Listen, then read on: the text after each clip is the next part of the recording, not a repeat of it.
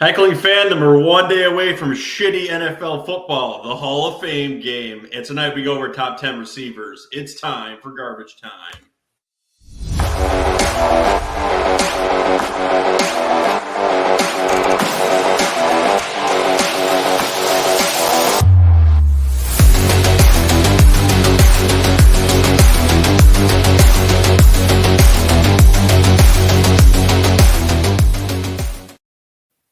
Last episode was spicy. Guys, welcome into Garbage Time Fantasy Football. Tonight, it is just me and JJ, so we'll try to keep the arguing down to a little bit of a level. How are you doing tonight, JJ? Doing well. Like you mentioned, there's NFL football in less than 24 hours, even though it is the Hall of Fame game. I'm still excited. Yeah, I was really excited that I could potentially take bets on this in New York, but I found out that they don't like that you can bet on the Hall of Fame or preseason games because there's a really good stat line that typically the Hall of Fame game is always on the under bet because players and teams don't like to play in that game. So you tend to see the street guys play in those games, so the scores stay really low. So New York, you really need to work on that before tomorrow. Guys, if you like what you hear on Garbage Time Fantasy Football, make sure to like and subscribe to the show. And if you want to listen to us in audio format, you can do that on Apple, Spotify, Google, Pandora, Amazon, iHeartRadio, TuneIn. And if you'd like to leave us voicemails, you can do that at www.garbagetimeff.com.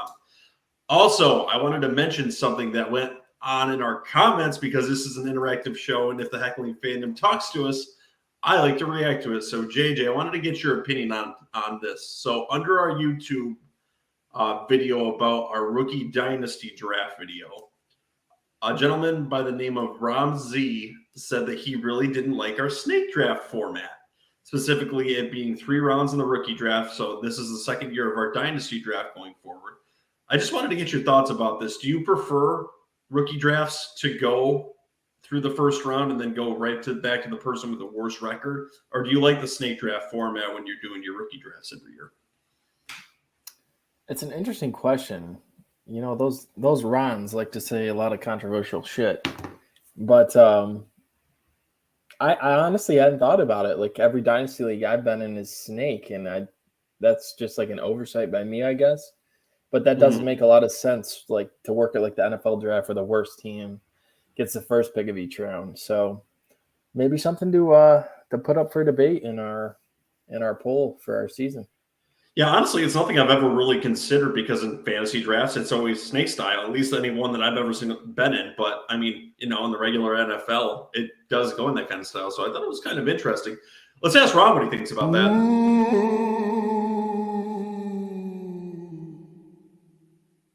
Thanks, Ron. Yeah, if you guys didn't notice, it's just me and JJ tonight. Brian, the specter of this podcast too, so we'll see if he actually wants to show up for an episode next week. Anyway, are you ready to get into the news, JJ?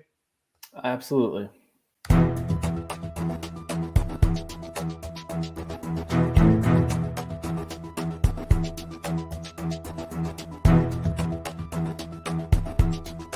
News updates. Guys, if you have any comments on the news that we say tonight or just want to scream and heckle at us, you can reach me at Garbage Time Fantasy Football on Instagram. If you'd rather talk to JJ on our channel, you can reach him on Twitter at garbage_time FF. And just like that comment that we read on the show, you will probably hear it on the show and we will talk about it.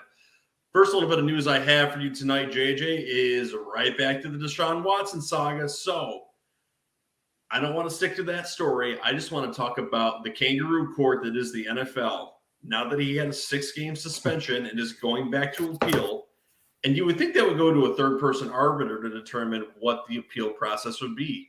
But no, it's going to be Roger Goodell appealing to Roger Goodell. So lay this down for me. How is this going to work in kangaroo court?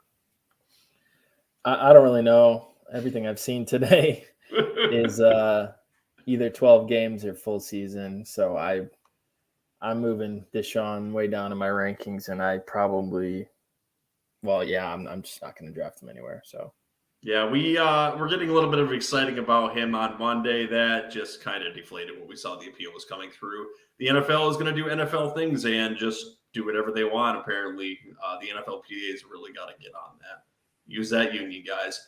Next little bit of story I've got for you is the Athletics. Jordan Rodriguez reports that it's believable that Van Jefferson will be ready for week 1. What are you looking at him for his fantasy value for this year now that he's a little bit banged up? I don't really have interest in him in redraft. I think he's going to be in that same wide receiver 3 role that he's been in, where he'll have a couple flash weeks here and there, but he won't be a reliable fantasy option. So I think he's probably a wide receiver 4, wide receiver 5, and someone that you would stash on your bench. If there was an injury, he could be definitely viable, but. Yeah, that's about where I am with him too. I think honestly, he's someone on my dynasty roster that's been very close to being cut a few times because he doesn't feel like he can really go above that floor and ceiling. But you guys did talk me off the ledge a few days ago, saying that he could potentially have a little bit of work should there be an injury. I am just so sick of staring him at my bench. But this is dynasty, and I've got to be a little bit more patient. Speaking of not needing patience, Chiefs wide receiver Sky Moore did return to practice from that scary hip injury. So it is nice to see him on the field, considering the smoke that is coming out of that training camp with him. What's your thoughts about Sky Moore with all these reports coming out about him? Definitely positive developments on Sky Moore. A lot of question marks on who's going to be the guy in Kansas City. And I think most of the hype so far has been between Sky Moore and Juju. I think they've both been having pretty good days at camp. So I've seen a couple of clips of Sky Moore. He's been impressive. So I really think he has an opportunity to become Mahomes' new favorite target. So I definitely have him on my watch list. I'll be looking for him in the preseason for sure. He's going to be one of my favorite ones to watch too. Completely agree with you. When he plays the Bears here in 10 days. So you mean your soon-to-be Super Bowl? Yeah, you know me. I love me some preseason. Yeah, you get to see all those names that you didn't really know about. Some guys that flash out there that you want to add to your rosters, ones that you pay attention to. I'm excited to see Zamir White tomorrow. He's who I'm going to be scouting most. Yeah, you're definitely going to be scouting Zamir White, especially because he's probably going to be in a committee this year in New England West over there. Next little bit of news I've got for you is let's talk about a guy that's got a need for speed. Marquise Hollywood Brown apparently likes the speed and he gets arrested for it. That was kind of odd, but apparently that's the way they do it out in Arizona. So is this going to affect him this year? You think he's looking at a suspension? I really don't think so, but I want to get your thoughts on this. Is this a big deal at all? I don't think he's going to get suspended. I think the cop may just be a Seahawks fan and no doubt threw the book at him. I saw that he was going 120 miles an hour. And must have been late for practice or something. So that's not okay for the desert? Guess not. Is he still a wide receiver 1 coming up for this year? Or is that a secret for your rankings? He is not in my top 10. He's fringe wide receiver 1 for me. And guys, if you don't know, tonight we are going over our top 10 wide receiver list, and JJ's got a segment for us, another Fact and Crap edition. My turn to be on the hot wire for that. Next little bit of news that we got for you too, after I was very, very doubtful about a rookie being able to start for the Pittsburgh Steelers, there's a strange report out from the Athletics saying that Trubisky hasn't really been that sharp with practices out there in Pittsburgh land. So, JJ, I just wanted to get your opinion on this. Is this a beat reporter just being a moron? Is there actually something to that? I stand by my statement that he's going to start the year as QB1 and eventually later into the season, you'll see Pickett come in so they can see what they got. But I think there's a strong possibility that Pittsburgh is in the mix to move up for one of the young quarterbacks next year. So do you see either one of these having any super flex value this year, or are these quarterbacks you should avoid? I mean, if Trubisky lands a job, he has super flex value. I think, like I said, I think he's going to start week 1.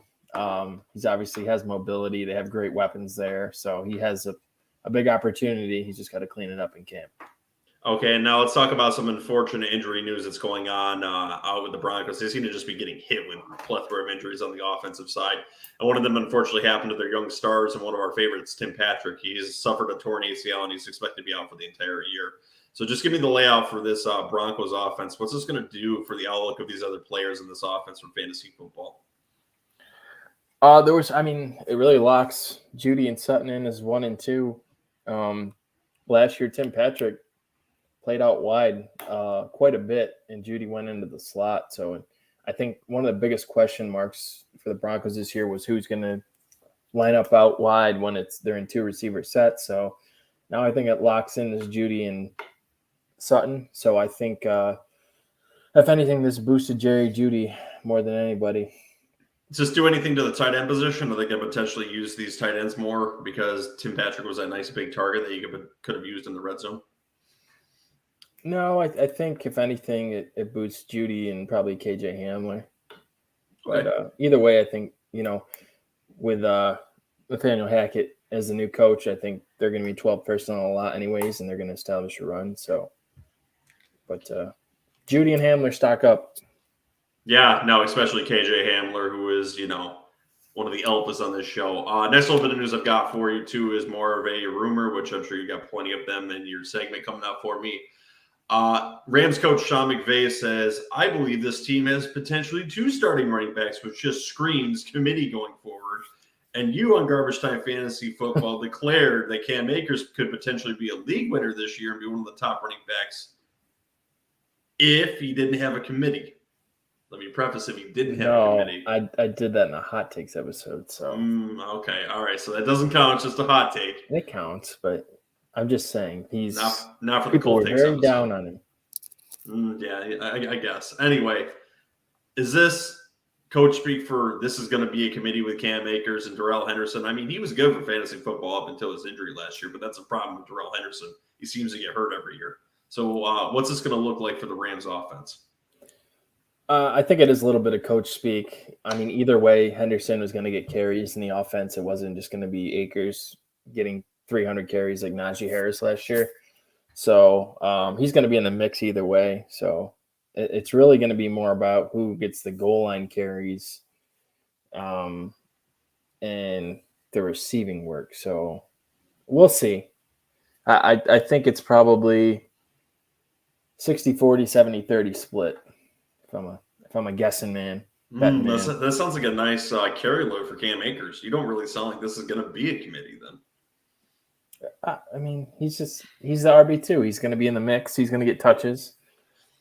He's he's on your radar then? Cam Akers? Yeah. In the 3rd round, if he's around, and I go receiver heavy, and I'm not taking a lot of Cam Akers because there are a lot of question marks, but I think I don't know. I'm just going to back that. He's all right. He's draftable. He ain't. Yeah, all right. Yeah, you seem to be playing a little coy right before our auction draft. Anyway, all right. So let's move on to other people that want to get paid, just like Debo did earlier this week. Steelers GM Omar Khan says Deontay Johnson is currently in a holding pattern with his contract, but they want him to be there long term. Is this also GM speech? I don't know. If I was a GM, I would not pay Deontay Johnson $20 million a season. Apparently, he was seen on the sideline putting extra sauce in the snow cone. So he's fattening up and just saying, I'm not going to work out until you pay me. So you better throw the bag or I'm not hitting the gym. The old extra sauce in the snow cone trick. Oh, yep, absolutely. All right. And what the fuck is going on there with the Dolphins? There's been a little bit of drama the last few days. You want to lay it out for the Heckling Fandom? What are we seeing going on with the Dolphins? They're cheaters. They're cheaters? Like New England? Yeah, they've been stomped on by Tom Brady so many times that they just want him to come to their side, and they did it. They asked him illegally. So, yeah, that was pretty dirty. It sounded like they were just hitting his DMs all season, past couple of years, trying to get him to come to Miami. So, like that ex-girlfriend you want nothing to do with. If you remember, there was those sketchy rumors about Brady going to the Dolphins and Tyreek Hill getting Brady to the Dolphins. So you don't really know what was there. It's kind of weird too. He probably let him on, honestly. Yeah, it kind of sounds like something Tom Brady would do. He's kind of a cheater. He flirted with him and then just pulled away and got him in trouble. Yeah, they also flirted with Sean Payton while he was still a coach of the Saints. They just seem to be throwing their DMs all out to everyone. Unfaithful. Absolutely. They just can't stay, faithful to Tua for anything. They're just going to drop him at the ball, I think, at some point this season. I don't know. They may not have a choice. He's the only one he's willing to take. Yeah, so they were stripped of a 1st and a 3rd round pick in the upcoming season, which is just means they're going to have to dip into the free agency pool a little bit more next year. So we'll see what that does. Well, they had 2 1st round picks. Yeah, so now next they year. got one. So yeah. I always said the penalty for tampering with another team's player, which would be fun to do, is have to send your first-round pick or whatever pick deemed necessary to the team for the level of tampering to that team, and that said team that tampered should have to pay the salary of the player that they draft. That would stop the tampering. That would. And it would be funny as shit seeing the Patriots send picks to other teams when they tamper with their players, because I'm sure they do it too. All right, let's talk about Curtis Samuel, who seems to be nothing but an injury-plagued wide receiver for the Washington Commanders, and anywhere he seems to go. Is he ever going to get on the damn field? He's a practice, so And what's that mean? He's at practice, so he's going to play. I don't know what his role is going to look like in the offense. There's been a ton of hype about Jahan Dotson having chemistry with Carson Wentz. Got some speed. And obviously they got McLaurin there already, so I think he's probably locked as the slot/wide receiver 3. And if you remember how he was used in Carolina, he could steal carries from Antonio Gibson in the backfield too. So You could. So could Brian Robinson. He's kind of a gadget player. But he always, when he was healthy with Carolina, he always found a way to score fantasy points. So it'll be interesting to see if he can bounce back. All right, JJ, we ready to get into these training camp rumors that you got for me? Let's do a segment of fact or crap. Yeah. And that's a fact. All right. Let me get out my notes. See what you got for me. All right. Here we go. I got 5 questions for Joe. And obviously this time of year, you know, the scouting report comes out. You see a lot of young players gaining steam in training camp. And I'm going to see what Joe thinks of these reports and if he buys them or not. So, number 1, Isaiah Pacheco is getting a ton of hype out of Chiefs camp and is the favorite to be their kickoff returner right now. In a tweet today, Albert Breer said, "Name to watch, Isaiah Pacheco, 7th-round running back, 216 pounds with 4.3 speed, is lighting up camp. Got Kareem Hunt traits and a gear Kareem Hunt didn't have." Is Isaiah Pacheco going to earn a role in the Kansas City offense, or is he just going to be a special teamer? Basically, I'm asking, does he have a chance to win the starting running back job for the Kansas City Chiefs? Yes, I think he does. Listen, there's CEH, which is just a horrible pick that they made a few years ago, and they're going to look to phase him out. McKinnon's coming off an injury, and he's kind of the veteran back there. I mean, Gore's kind of interesting, and then they've brought in Ronald Jones, who they say could potentially not make the roster. And if Pacheco goes over the top of him, he may not make the roster. I think he does, and I think the cut ends up being McKinnon here. But it's really interesting that he's getting a lot of hype here. They're getting him work on special teams. I think they're looking to get him more extended into the offense, and I think there actually is some fire to the smoke. So adding him to the end of your dynasty rosters, I think there's absolutely no harm in doing that. And if you see that he doesn't have a role into week 1 or 2 of the regular season, you can always move on to another player. So I've got no problem adding him to him. So absolutely, I think that's a fact. And that's a fact. All right. What's your thoughts on Pacheco? I'm looking forward to scouting him out in the Chiefs-Bears game too. He's a very shifty back, and he is fast. I don't know. I struggle with Andy Reid. I watched Darwin Thompson a few years ago for the Chiefs, and he looked great in the preseason. A lot of buzz at camp, and then he just kind of fizzled out. But Pacheco has a lot more size than Thompson, obviously. So I really think that he could carve out a role as an early down back, and CH could be the receiving back. So I agree. I just don't know how fast it's going to happen.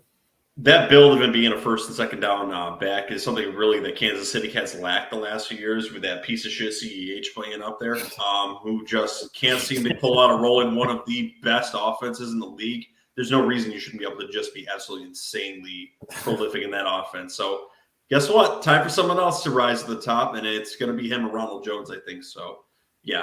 What do you got for me next? All right, number 2, Romeo Doubs is getting a ton of hype out of Packers camp. Aaron Rodgers is quoted as saying he makes a wild play every day. A tweet today compared the Doubs and Christian Watson situation to Elijah Mitchell and Trey Sermon last year, where everyone was all in on Trey Sermon, so buying the hype of the earlier drafted player. So in this case, that would be Watson. but secretly there's a later round draft pick that's going to steal the shine. So do you think Dubs as a rookie can somehow start over Christian Watson and be the dark horse wide receiver that Rodgers trusts? No, even with the injury to Christian Watson, he's going to be elated to be one of the starting wide receivers there with the Packers. Listen, the number one wide receiver on this team, and it's not going to necessarily be prolific because he's going to spread it around, is going to be Allen Lazard initially. Randall Cobb is there. He's going to throw to him too. But Christian Watson is going to be the long-term outlook here. You spend a second-round pick on him, and this is what you do when you want to build up one of the wide receivers and ship him out for a late-round pick. So, no, I don't believe the hype right now. Also, if you're in Dynasty, add him. What's the harm? Absolutely no reason why you couldn't do that, but he's not someone I'm looking at in a redraft. He's out of Nevada, decent player. I believe he was a 4-year player there out of Nevada too. So, he's interesting from that standpoint, but I think there's a little bit more there with the Packers, and I think Christian Watson is going to be the one that gets the start there. This isn't the same situation that you got with the 49ers. All right. I watched a couple interviews of him, and he seems like really mature for his age, and I think that ties in. I think his personality would jive with Rodgers, so I added him in our Dynasty League. So, who do you believe in more, Pacheco or Dubs? Honestly, Dubs. It's kind of interesting. I would say Pacheco. There's a lot of, both situations are tricky because there's a lot of bodies. Like Green Bay has Amari Rodgers that was supposed to be, a great player. And last year he was non-existent. Then they drafted Christian Watson. They got Sammy Watkins. So there's a lot of bodies there. It just needs to sort itself out. And Rodgers is going to like who he likes. So. Yeah, but I don't think it's going to be Pacheco. He talks up a lot of wide receivers. He's called players on his team Hall of Fame. Sorry, Dubs. Yeah. He's called wide receivers on his team Hall of Famers before, which are clearly not Hall of Famers. So it's just we'll just have to see how it clears out. But my gut is it's not going to be this guy. All right. So one fact, one crap. Moving on to number 3, Baltimore Ravens tight end Isaiah Likely, and is lighting up the Ravens camp. He is quote unquote blown away coaches and teammates since arriving in Baltimore. Finds an ability to find space and get separation, and he's been flashing a large catch radius, coming down with most of the balls thrown his way. Quarterback Lamar Jackson said Isaiah is like a receiver, but in a tight end's body. He's like a baby Mark Andrews right now. So, will Isaiah is it likely that he emerges as a solid tight end 2 and dips into Mark Andrews' production? What else I've heard is a tight end in a wide receiver's body? Chris Herndon and Evan Ingram. Neither one of those guys are that. How many times do you hear this term come out of camps every single year? And no, he's a rookie tight end anyway. So no, he may be the backup there. Mark Andrews is going to be the number 1 tight end. The Baltimore Ravens have not had anyone else prolific actually play well for fantasy football at the tight end 2 position. This is a non-story. This is just beefing up training camp story. So no, I don't think there's anything here. I don't know. It could be. They have their answer in Mark Andrews. So I just think he could be a really talented player. You think about the Ravens' track record with tight ends. They drafted Mark Andrews. They drafted Darren Waller too before he got where he needed to be mentally. So they have an eye for talented tight ends. 6'5", 240 pounds. Just keep an eye on it. Again, give me Pacheco over these other 2 guys. All right. Number 4, Ryan's going to like this one. Devontae Parker has received a lot of hype out of it's automatically shit if it's New England. Anyway, New England camp. He's been flashing contested catches with clips of him all over Patriots Twitter. I ask you, will Devontae Parker be the first wide receiver, 1,000-yard receiver since Julian Edelman in 2019 this season? And is he being underrated in drafts? No, this is going to be a run-centric offense. This is going to be a very spread-out offense, too. I see him – I've been talking him down all offseason, and that's going to continue here. I see him being between that 700 to 800-yard wide receiver. If he's going to get you points in your fantasy team, it's going to be in the red zone, I believe, in the end zone where they can potentially get him in space. I think that's where he'll end up helping you out. Listen, they got a plethora of wide receiver 2s and 3s on that team. They got pretty good tight ends, and I think that's the way their offense is going to work. They were the 6th best scoring offense last year. Honestly, I think the way they're going to score is going to be in weird-ass ways that aren't going to help us in fantasy football, which is just kind of the way they operate, where even fucking fullbacks and offensive linemen scoring their offense. It's going to be a weird year, and I think they're going to spread that out. Watch it be Thornton or some weird shit. I don't know. I don't think he's going to be highly effective for fantasy football. Maybe a wide receiver 4. Half of me says, 17 games if Devontae Parker plays the whole season, he's going to hit 1,000 yards. When has he done that, though? The other half of me says they have Matt Patricia calling the offense. And in my respectful opinion, Matt Patricia is a dumbass. So you don't even need to be respectable to say he's a dumbass. I had a lot of respect for him as a we just lost a viewer. It must have been a Patriots fan.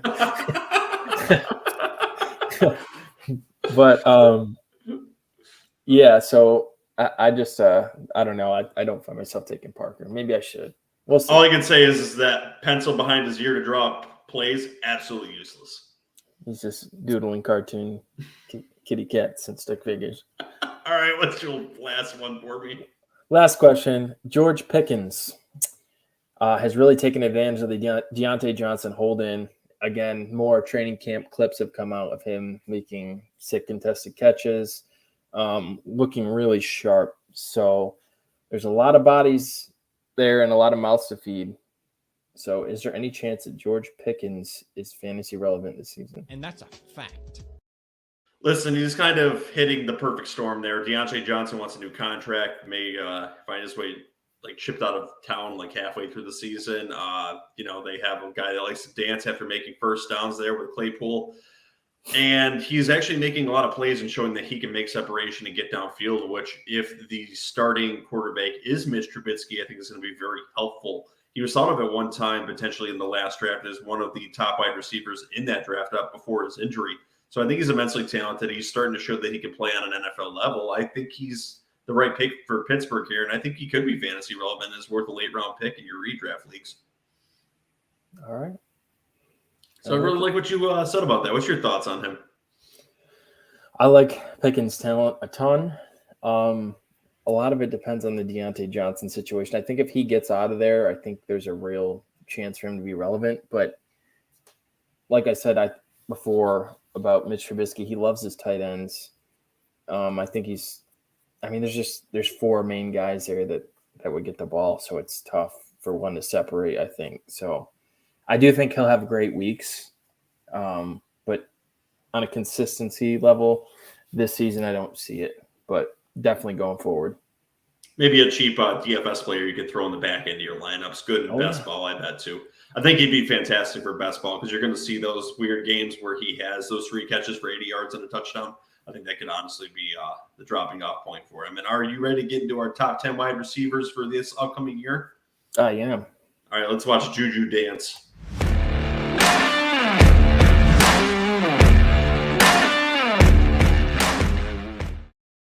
All right, let's work our way back. No, actually, we're not going to work back. Let's start at 1 and move forward. So, JJ, who is your number 1 wide receiver for fantasy football this year? I have Justin Jefferson as the 1. Yeah, I just love what he did last year. Obviously, the Vikings offense should be pretty explosive. They've built up their line the past couple of years, and obviously what Jefferson did last year was sensational. So I think he just continues to build off that. And I don't really have much else to say. Great route runner, fast, big plays almost every week. I think he's potentially the most talented receiver in the NFL right now. That's really interesting that you say that, but as you've mentioned on many other episodes, a lot of players that end up being the number one for fantasy football the year before don't finish as a number one the next year. I don't think that's going to be the case this year. I think Cooper Kupp is going to repeat as a number one wide receiver again this year, and I don't think it's going to be heads above a lot of these guys. I think he's going to fall back to earth a little bit. I think he's still going to be the number one overall. Listen, when Deebo Samuel had a hell of a rushing year last year and still was very effective in receiving, any other year he would have been the wide receiver one for what he did last year. And Justin Jefferson had an insane second half of the season last year. And Cooper Kupp still covered and topped both of them. So there's no reason to take the crown away from him. I've still got Cooper Kupp as my number one wide receiver in redraft formats going into this year. Do you have his numbers, Andy? Your projections? Let's put him at, I'm going to say,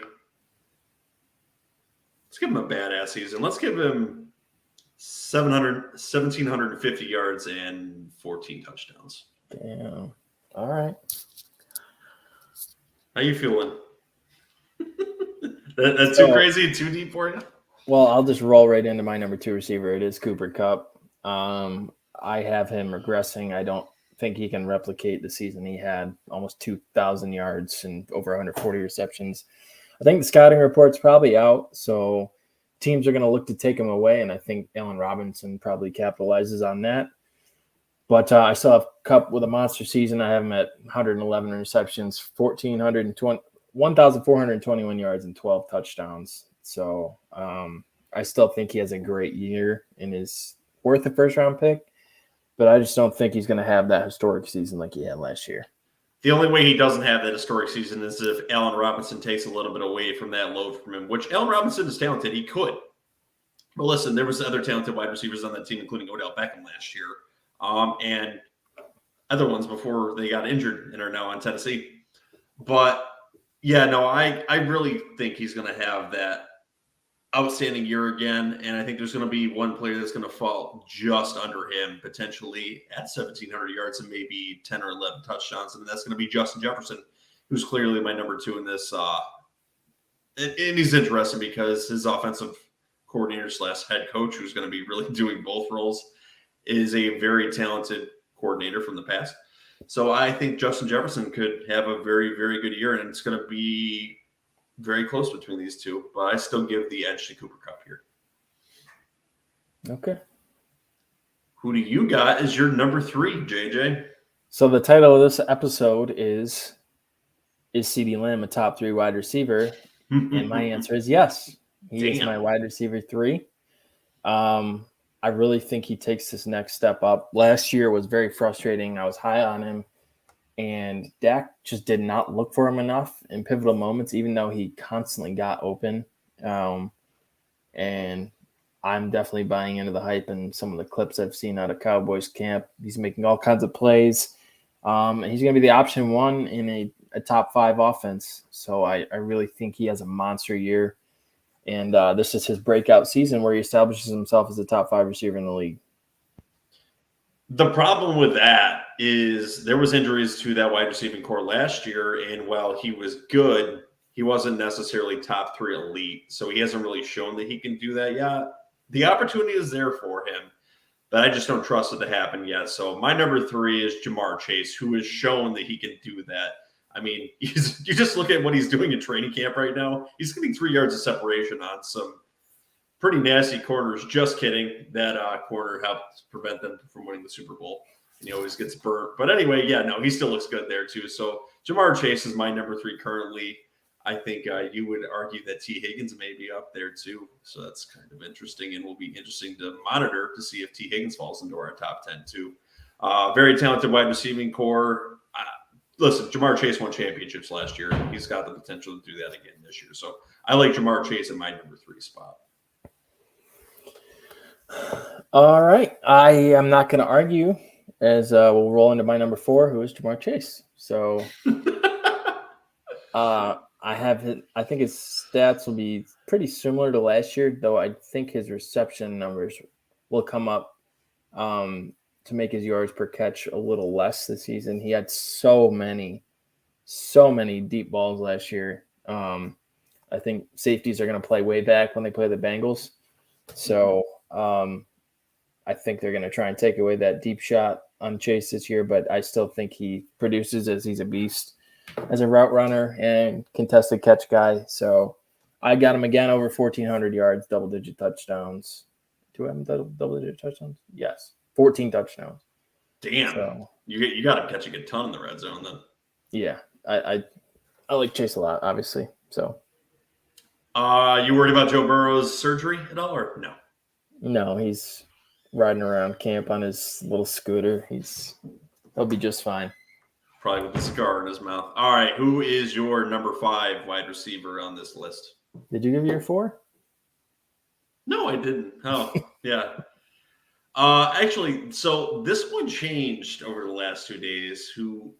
This one was my number 6 before his new contract came out. And we started to see that clause in his contract saying that he was willing to run the ball when there was rumors earlier in the season that he was sick of running the ball as a running back. So my number 4 is Deebo Samuel. Listen, 1,400 yards last season. Still was a hell of a running back. Was probably a running back too, even without those stats. I understand that he may lose some touchdowns in the rushing game because he's going to have a new quarterback, Trey Lance, who is going to be incredible for fantasy football. That'll be interesting to see if he falls into our top 10. Strong chance he may. Stay tuned for my top 10 when we get to the quarterbacks. But yeah, no, I really like Deebo, and he was the class act and the best player on that offense last year. So I think they're going to look to make him shine again. The only concern you have to have with Deebo is durability with him. But he was durable last year, and I think he's going to be durable again this year. He's nice and young, great dynasty player, and he's my number 4 for redraft this year. Okay. Now get to your 5. All right, my 5 is Stephon Diggs. Obviously, the past couple of seasons, he's been a monster with Josh Allen. I don't think that chemistry is going anywhere. He's still young. He's got a big contract, so I think the Bills have committed to him, and I don't really need to say much more. Josh Allen loves him. He's the number 1 in a top 5 offense, so that's that. So in one of my bold takes, I said Gabriel Davis could potentially finish as a higher scorer in fantasy football over Stephon Diggs. Is there any chance that he does, or is this just more of the bold take? That Davis finishes over Diggs? Yes. There's a chance. I mean, I could see it happening. I'm not going to hit the shit take button by any means. I mean, I think Davis is faster and his touchdown efficiency has been better. But I just think Allen looks for Diggs first right now, and I don't think that's going to change yet. But I definitely could see a situation where they're both wide receiver 1s or wide receiver 1 and wide receiver 2. Along with some other Cincinnati wide receivers. All right, my number 5 is one you've already listened to. It's Ceedee Lamb. Listen, yes, he hasn't proven that he could be that top 3 wide receiver in fantasy football yet, but he's got every opportunity to. Listen, that wide receiving core lost Amari Cooper. They are now banged up. They are talking about rookies starting at the wide receiver 2 position now. There is some volume opportunity for Ceedee Lamb going forward. All he's got to do is grab the damn targets. And from what we're seeing, he looks pretty damn good at camp. So there's no reason I don't think he can't do that. He could finish, and I think you guys have mentioned this, as the wide receiver 1 overall if he actually takes on this volume in this Cowboys offense. So Ceedee Lamb is comfortably my number 5 wide receiver going forward, and I'm very comfortable with him at that spot, looking at him in draft formats. I like it. Not too much fire yet in this. No. Receivers are different than running backs. You know who's going to get the ball, really. It'll be more fire when we get to quarterbacks, I think. Oh, definitely. All right, who do you got at your number 6 receiver? Number 6, I have Mike Evans. I'm not thrilled with that. We've seen a lot of inconsistency, and his target share has not been great since Brady's been there. And really, I did my wide receiver rankings before the Julio news, so I may have to move Evans down, but I still have him with double-digit touchdowns like he's had both years with Brady. So that's really what's carried him into my top 10. He's just been a red zone monster. So and Brady looks for him down there. Obviously, there's no Gronk anymore, so I think he's the primary big body that Brady's going to look for down in the red zone. So, I mean, I have him for 1,200 yards and 13 touchdowns. I bumped up his yardage from the past couple seasons with the news of before they had Julio and when Godwin's health was more questionable. So I may have to bump him down a little bit, but he'll probably stay in my top 10. My number 6 is also Mike Evans. So they brought in Julio Jones, yes, but listen, Julio is, on the backside of his career, and Tom Brady has got a very nice chemistry with Mike Evans. Godwin is coming off an injury, and you still have to count for that in fantasy football. So whether he's ready for week 1 or not, he's still going to look for Evans to be his true number 1. And on top of that, no, Russell Gage is not going to take targets away from them. They are two different kind of wide receivers. So look for him to at least hyper target Mike Evans early in the season. He's going to be their red zone target for the entire season with Gronk no longer there. I think he's going to be in for a good year. I've got him at 12, 15, 11 touchdowns. I really like what he can potentially do this year, and he's my number 6. All right. Moving on to 7. Yes, for me, number 7 is Debo. I have his production coming down a little bit. He had 1,400 receiving yards last year. I have him at 1,200. Just watching Trey Lance highlights, there were just a lot of his big plays at Debo were like busted coverages, and he threw balls that were like way behind him that he had to stop and go back and catch. And then he's just amazing after the catch, and he made the play. So I don't know. I think I don't have a lot of confidence in Lance as an accurate passer right now. I think he's got a big arm. I think he can definitely get there. I just don't think he's quite there yet. So I have Debo ticking down a little bit, but I still have him rushing for a couple hundred yards and some scores. So I think he's still a wide receiver 1 for sure. I just don't think he's going to replicate what he did last year. Does that favor wide receiver more like Brandon Ayuk? Yeah, that's another thing. The second half of last season, you saw the chemistry with Ayuk.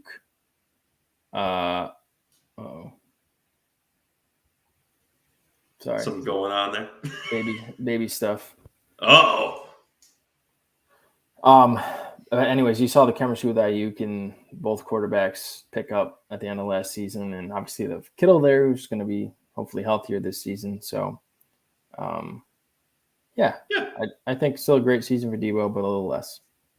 All right, and I also have at number 7 Stephon Diggs. So you've already mentioned him. So same players pretty much for our first 7. And the reason why I dropped Stephon Diggs just a little bit here is specifically because I raised Deebo Samuel in my rankings earlier, but I really think Gabriel Davis could take some targets away from him. There's a lot of mouths to feed there too. There's even some talk of some younger wide receivers with the Bills coming up now too. James Cook could take a little bit of volume away too. I think they may work both in the middle of the field there. I like Knox this year, as we already mentioned, Gabriel Davis, Jameson Crowder when he comes back. There's a lot of mouths here, but he's still a wide receiver 1 in my eyes. I mean, he could still be hyper targeted because he is the most prolific wide receiver, I would say, currently in that offense. But it just kind of seems like the volume's going to get spread a little bit more around on that Bills team this year. But very, very elite quarterback. So maybe he can sustain the offense for more than one wide receiver. Who is your number 8, JJ? Number 8, I have Tee Higgins. Damn. All right. So, yeah, I have 2 Bengals receivers in the top 10. I have Burrow throwing for just under 5,000 yards. So the yards got to go somewhere. So if I had 1,400 for Chase, that still leaves 3,600 yards. So I have Tee Higgins surpassing 1,200 yards with 9 receiving touchdowns. I love Tee Higgins' talent. I think it's slept on a little bit. This is his 3rd year in the league. He's really acclimated to the league, and he's been productive since he's been here. So, and again, having a receiver like Jamar Chase on the other side is definitely a benefit to him, and he capitalized on it last year. So if he plays 17 games, I envision a monster season for him, and I think he belongs in the top 10.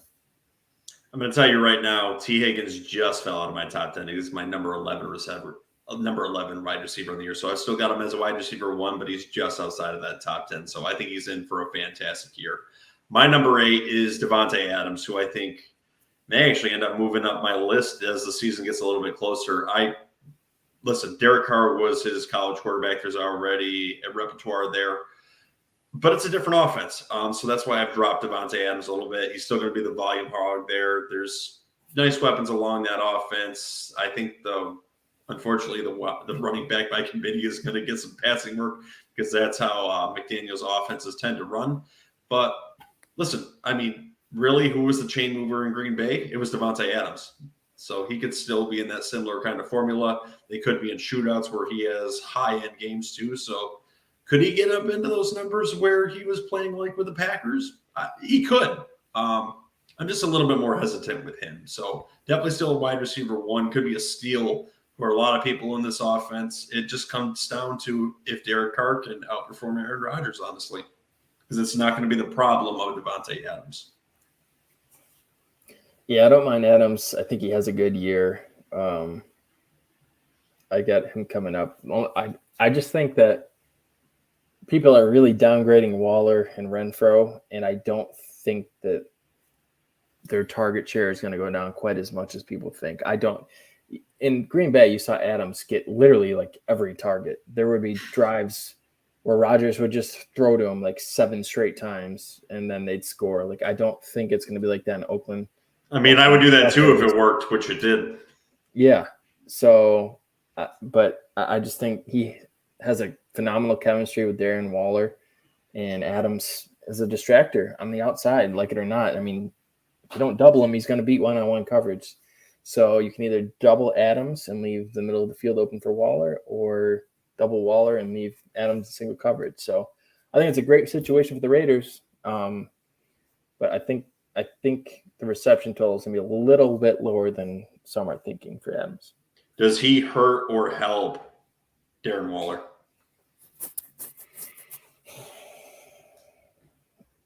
I don't know.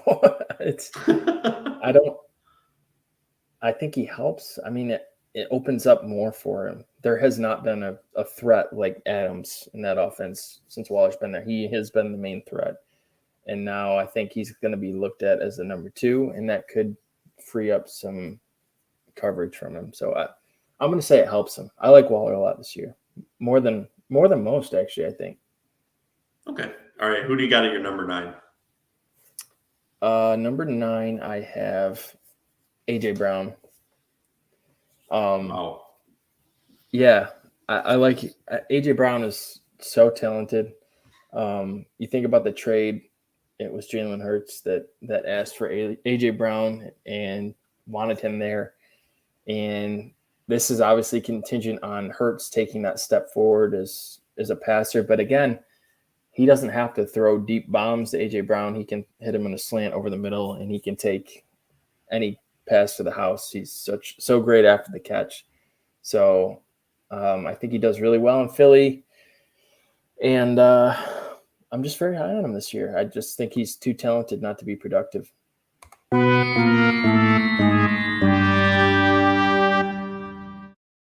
All right, you ready for the fire? You ready to argue? Yes. I've got him at my wide receiver 24. Oh, my God. I don't believe that he's going to be... To quote Ron from Monday, where's the shit take button? Wide receiver 24, my fucking ass. It's going to happen. Now, listen, I think they're going to look to establish a run a little bit more. Yes, I think that the quarterback at that team can have a very good year, but I like Devontae Smith this year too. Listen, he broke their rookie wide receiver year record, and I think he's going to be just even with A.J. Brown. That's why I've got him more as a wide receiver 2. And I think, honestly, Devontae Smith is going to really balance at that wide receiver 2, wide receiver 3 line too. It's going to be nice and even with those two. So is A.J. Brown going to have a bad year? No, he's just going to simply be a wide receiver 2 and not a wide receiver 1 right on the border. Where do I have Devontae Smith? Way too low. I don't have him having an insane season. I have him 1,200 yards in a 17-game season. If he plays all 17 games, I just Honestly, when you get to this point of the wide receivers too, it is very minimal what separates 12 from even 24. It's so small. So that's something you can always keep in mind too. So I have Devontae Smith at wide receiver 31.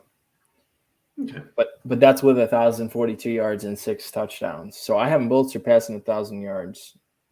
So it's really those red zone targets then that are going to supplant him being wide receiver 1 for you. It's a big place too. I mean, I only have him for 8 touchdowns. That's a touchdown at every other game, and he's going to have a game where he has 2 touchdowns. So, and only 85 receptions. So I understand Jalen Hurts is a rushing quarterback, and there's not going to be a ton of volume coming out. You're right. That's why he's the 24 wide receiver. It's his big playability, his schedule. I think he has a good year. Okay. All right. My number 9 is Tyreek Hill. As much as this disgusts me, I hope he doesn't mesh with Tua, and I don't think he will. But guess what? Even little 4-yard dump offs and screen passes, he can take it to the house. Tyreek Hill is an absolute cannon anywhere on the field, and that's going to lead to him being the wide receiver 9 on my list. There's someone else very close to that could be that wide receiver 1. He's slightly farther down on my list. That's Jalen Waddle at 16 for me, but it's going to be interesting to see who's the true number 1 on that team. But I'm going to give the benefit of the doubt to Tyreek Hill. And listen, he's been a league winner for people in the past, and he hasn't shown anything to negate that. But playing with Patrick Mahomes, makes you look damn good. So let's see what he can do with the Miami Dolphins. He's on my number 9 spot currently. Okay. I probably have, I don't know, I have Hill at wide receiver 13. Maybe I'm too low on him. Just a lot of weapons there, and Mike McDaniel's going to run the football there. So yes, he is. He's got a lot of running backs in that backfield.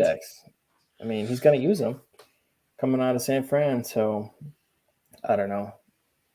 I think my numbers for Hill may be a little too low, but I don't know. All right. I mean, you're still in the ballpark with him, though. 13 isn't too low, but you've officially elevated him, actually downgraded him to a wide receiver 2, and that would be for the first time in his career. So very, very interesting. Yep. All right. We've reached number 10. So let's see if you've got a surprise for us at number 10. No surprise. This is where I have Devontae Adams. Still have him having a great season with 1,300 yards and 9 touchdowns. So only reason I have A.J. Brown ahead of him numbers-wise, it's by less than a point, is because I have A.J. Brown getting more rushing yards. I think he'll take a couple of reverses and make some big plays rushing-wise. But so I got Adams at the 10, not that top 3, top 5 receiver that he was in Green Bay, in my opinion, but still going to have a phenomenal season, wide receiver 1, and sharing the work with Waller and Renfro. My number 10 is Michael Pittman. I think he's going to be – that's my spicy take of the night here. Listen, yes, Jonathan Taylor is the workhorse there with the Colts, but Matt Ryan can sustain wide receivers in a given offense, and I think he's going to do that for Pittman this year. I think Pittman's going to be in for a nice year. He's the dominant number 1 there, so it's time to elevate his game. I look very heavily for Michael Pittman to elevate his game again this year. So look for that to be a nice, balanced, sturdy, efficient offense where he's going to have some nice numbers and put himself ahead of players like Tee Higgins, Mike Williams, Keenan Allen, and Hollywood Brown. I like Michael Pittman's upside for this upcoming year. Okay. I'm not going to fight you on it. He is my wide receiver 14. So I have him going over 1,200 yards, 8 receiving touchdowns, having a really good year. I don't know. I think, I hear a lot of fantasy analysts kind of laughing at the competition that Pittman has, but I really like Alec Pierce a lot, and they have a similar skill set. So I think he's going to get more work than people think. And then Paris Campbell, the coaches have remained high on him. I know he. Can we just stay away from Paris Campbell? He gets talked about every freaking year in training camp, and then he does nothing during the regular season. I'm so tired of hearing about Paris Campbell. It hasn't worked out for him, but he's so talented, and he started over Terry McLaurin at Ohio State. So. Yeah, well, guess what? He's great material for the beat reporters, not for fantasy football. Is there anyone you wanted to touch on that people should keep an eye on, though, maybe in your rankings, someone that kind of surprised you as to how high they came onto your list? Everyone knows Gabriel Davis. He's my wide receiver 20 right now. I think Allen Robinson is going to have a great year. As much as it pains me to say that, Cooper Kupp is just put such a target on his back after the season he had last year. I just think Stafford and Robinson will hit it off. They're both veterans, both really smart players. So I love getting Robinson. I think I'm getting him in like the 6th round a lot of the time as like a flex wide receiver. I've got him at my wide receiver 18. I think he was sandbagging it with the Bears, and I think you're going to see that talent come back out again this year. I want to bring up who I've got on my number 17 spot, though, right before Allen Robinson, is someone that people always freaking forget about, yet he goes over. I know it's kind of Cooks. stupid. Yeah, it's Brandon Cooks. Always over 1,000 yards, and I freaking hate saying that because it's not that hard to get 1,000 yards, especially for wide receivers in fantasy football. But listen, he is always consistent. He is by far the best weapon that the Texans have, and General Mills throws his direction. It doesn't matter who the quarterback is for Brandon Cooks. He's always consistent. So if you need a nice, solid wide receiver 2 in that Keenan Allen kind of role, just look Brandon Cooks' direction a few rounds later. You know, you can get him with lower volume and get him at a cheaper price. He never hurts you, ever. He's one of the most disrespected players in fantasy football and always has been. Yeah, he's my wide receiver 15. John Mechie scared me a little bit, but unfortunately he's going to miss the season. So Nico Collins is getting a lot of hype out of camp, but Cooks is going to be the one on a team that probably is either going to be in close games where they have to throw or behind. So I'm fully on board with your sentiment, and I agree. All right, guys, if you like what you hear at Garbage Time Fantasy Football, make sure to like and subscribe to the show. And please leave comments. We will answer them below. If you also want to get on us at Twitter, you can do that at garbage_time FF. We will answer promptly to you, and maybe those tweets will end up on the show too. You can also reach out to us on Instagram at Garbage Time Fantasy Football. If you'd rather listen to us in audio formats too, you can do that on Apple, Spotify, Google, Pandora, Amazon, iHeartRadio, TuneIn. And guys, make sure to leave us voicemails at www.garbagetimeft.com. JJ, is there anything you want to say to the Heckling Fandom before we get out of here? No. If you're a serious fantasy player, make sure you're watching these preseason games and see these guys live. It really helps you, find those sleepers a lot of the time. So like I said, I'll be scouting Zamir White tomorrow night, and I will be very happy when they kick that football off. That's right. Let's watch a shitty Hall of Fame game tomorrow night, guys. I'll take it. All right. Have a great night, guys.